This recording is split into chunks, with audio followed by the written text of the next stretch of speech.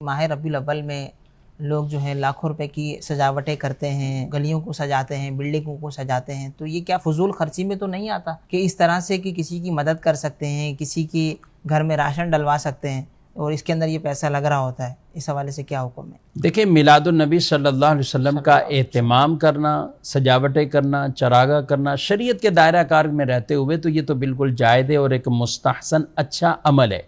اس کو ہرگز فضول خرچی سے تعبیر نہیں کر سکتے۔ فضول خرچی وہ ہوتی ہے کہ جہاں آدمی عبث طور پر یا گناہ کے کاموں میں یا ایسے کاموں میں نہ دین کا فائدہ نہ دنیا کے کام فائدہ، وہاں آدمی ان کو چیزوں کو لگا رہا ہو، تو یہ پیسہ تو ایسا تو خرچ نہیں کیا جا رہا۔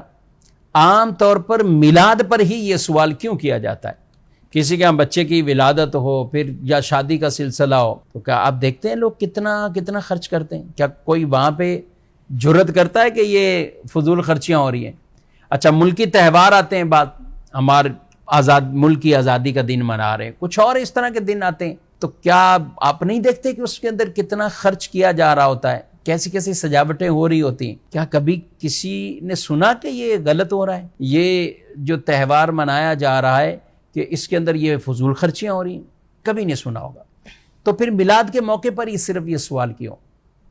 کیا غریب غربا یا دیگر یہ کیا ایسے تہوار کے موقع پر یہ سب کچھ ان کو پہلے سے تقسیم کر دیا جاتا ہے کہ اس دن آپ کو کوئی بھوک نہیں ہوگی، کوئی ضرورت اور حاجت نہیں ہوگی؟ لیکن میلاد کا موقع ہے تو یہی سوال عموماً لوگ بیان کر دیتے ہیں۔ ایسے لوگ عام طور پر ان کے ہاتھوں میں لاکھوں روپے کے موبائل ہوں، دیگر اور کتنی چیزیں ہوں گی، لیکن ان کو صرف اعتراض ہے تو اسی خرچ پر اعتراض ہے۔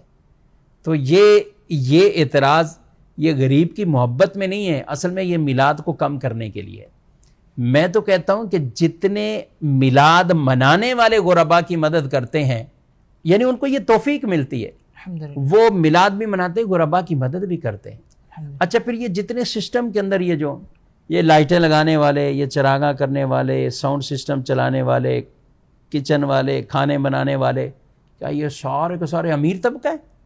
تو میلاد کے ذریعے سے تو یہ ایک اچھی خاصی معیشت مزید بہتری کی طرف ہے، اور لوگوں کے کاروبار بھی چلتے ہیں اس سے۔ اتنے لاکھوں روپے کا، کروڑوں روپے کا سامان بکتا بھی ہے، کروڑوں روپے مارکیٹ کے اندر آئیں گے۔ یعنی اس کو یوں ہی سمجھ لیں کہ جیسے حج کرنے کے جاتے ہیں، تو کیا حج میں یہ لاکھوں لاکھ لوگ جو جاتے ہیں اور حج کے اندر کروڑوں اربوں روپے جو خرچ ہوتا ہے، تو کیا اس پر یہ سوال اٹھائیں گے؟ قربانیاں کرتے ہیں تو آپ کیا یہ کہیں گے قربانی کرنے کی کیا ضرورت ہے، آپ یہی قربانی ایک آدھی کو بکرا بکری کر لیں، باقی سب آپ یوں کر لیں؟ نہیں۔ تو یہاں پر بھی ایسے وسوسے نہیں آنے چاہیے۔